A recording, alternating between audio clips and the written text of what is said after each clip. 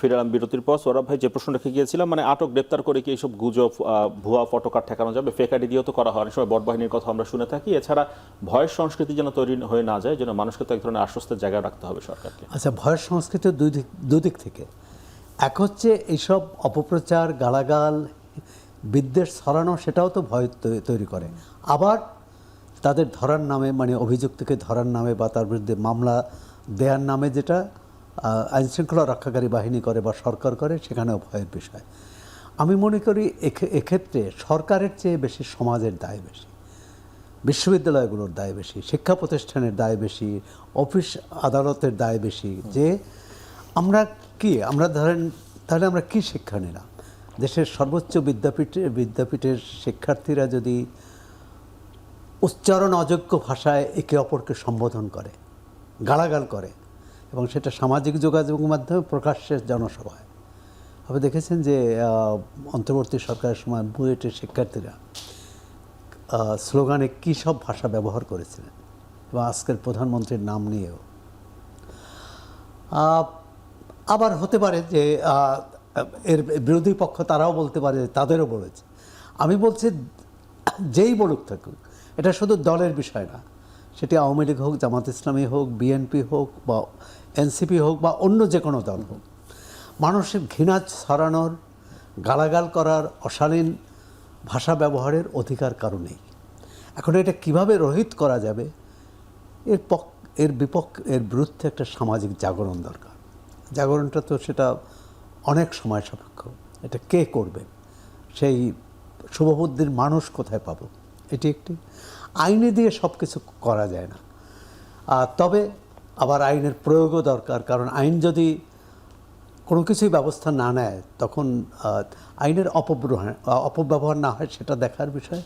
আর যদি বলেন যে আজকে ভোলার যে নারীর বিরুদ্ধে এই অভিযোগ এসেছে, এরকম গত 1.5 বছরে বা তারও আগে থেকে যদি আপনি হিসাব করেন, সামাজিক যোগাযোগ মাধ্যমে প্রকাশ্যে সভা সমাবেশে কত হাজার লাখ লাখ এরকম বক্তব্য পাওয়া যাবে, মানে নামে বেনামে।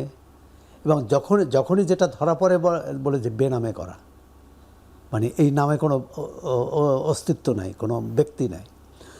তো এটা ধরা উচিত। এটা কিভাবে, এটি প্রথমত হচ্ছে যে চিহ্নিত করা, কারা করেছে, এর পিছনে কি কারণ। যদি তো রাজনৈতিক দলের কর্মী হয়, রাজনৈতিক দলকে বলা,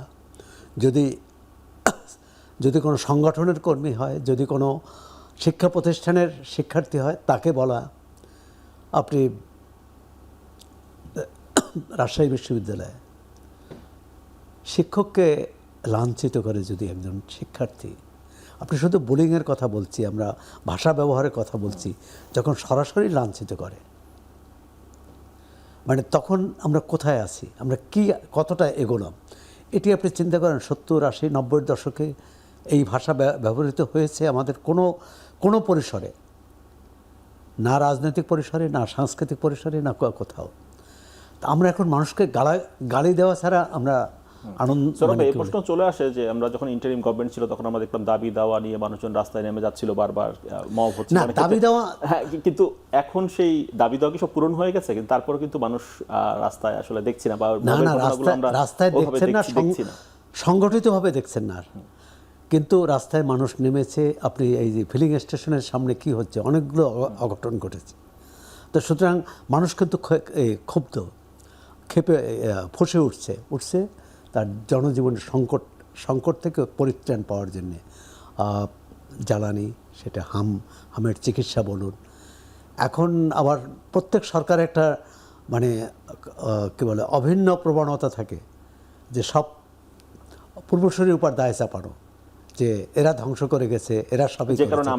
আমরা ভাবছিলাম যে অন্তর্বর্তী সরকার কিন্তু এসে বলছিলেন যে আগের সরকারের কারণে আমরা পারছি না।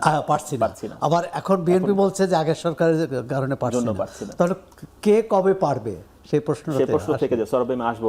ডক্টর নাহরিন, আপনি কি যোগ করতে চান কিনা কোনো কিছু, যে এই ভয়ের সংস্কৃতির প্রসঙ্গে, তারপর আমরা একটা অন্য প্রসঙ্গে যাব। ভয়ের সংস্কৃতির কথাটা বলতে চাই যে মিডিয়া সবসময় কাউকে গ্রেপ্তার করলে বলে ভয়ের সংস্কৃতি, কিন্তু যারাই কাজগুলো করে পার্টিকুলারলি মানে এই বড বাহিনীগুলা, তারা যে আমাদের মধ্যে ভয়ের সংস্কৃতি করে, আমি যদি আমার কথাই পার্টিকুলারলি বলি, আমার বাসায় হুমকি দিয়েছে, যেগুলো লিখেছে, হ্যাঁ আমি তো মানে ধরেন ব্যক্তিগত জীবনে হয়তো একটু ভীত হয়েছি, কিন্তু প্রতিনিয়ত আমাকে ওই যুদ্ধটার ভেতর দিয়ে যেতে হয়েছে যে ভয় পাবো না, যত বলুক বলতে হবে, করতে হবে, এটা একটা যুদ্ধ হিসেবে নিয়েছিলাম। তাহলে এই যে আমি হয়তো একটা সুবিধাজনক সমাজে অবস্থানে আছি দেখে করতে পেরেছি, কিন্তু বাংলাদেশে প্রচুর মেয়ে আছে বা অনেক ছেলেও আছে, আমি তাদেরকেও ছোট করছি না, মানে তাদেরকেও এই ভয় সংস্কৃতির ভেতর দিয়ে যেতে হয়।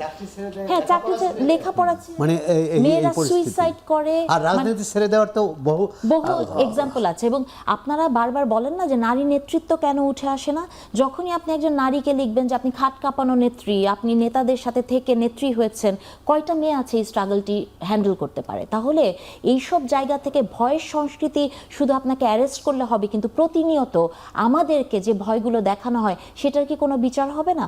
আপনারা হয়তো বলছেন বা সোহরাব ভাই বলছে যে আইন করে আসলে করা যায় কিনা। একটা এক্সাম্পল দিতে চাই, আপনি যদি 2001 সালেই মনে হয় অ্যাসিড নিক্ষেপের আইনটা দেখেন, যে কথাটা আমি সবসময় বলি, আমাদের শৈশব কেটেছে কিন্তু অ্যাসিডে মানে ক্ষত বিক্ষত চেহারার মেয়েকে দেখে, কিন্তু এখন কিন্তু আমরা সেটা সিগনিফিক্যান্টলি কমে গেছে, জাস্ট বিকজ যে একটা খুবই স্ট্রং আইন হয়েছে। আমি মনে করি সাইবার বুলিং এর মতো একটা অবস্থা, যেটা এখন একটা ব্যাধিতে পরিণত হয়েছে, আপনি এটাকে যতই ভাবে ভয়ের সংস্কৃতি বলেন যাই বলেন, এটাকে শক্ত হাতে দমন করতে হবে। সরবে সামাজিকতার কথা বলছেন, সামাজিক চাপ তৈরির কথা বলছিলেন, জাগরণ, দলের চাপের কথা বলছিলেন। না এই যে অ্যাসিড সন্ত্রাসের বিরুদ্ধে জাগরণটা হয়েছিল, আন্দোলন হয়েছিল, এবং এই কথাটাই তো আমি জামাতের আমিরের কাছে বললাম যে উনি যেহেতু এটা অ্যাকনলেজই করেছেন যে উনার কর্মী, তাহলে জামাতে ইসলামী দলীয়গতভাবে এই মেয়েটির বিরুদ্ধে কি ব্যবস্থা নেয় সেটি দেখার আমি অপেক্ষায় আছি।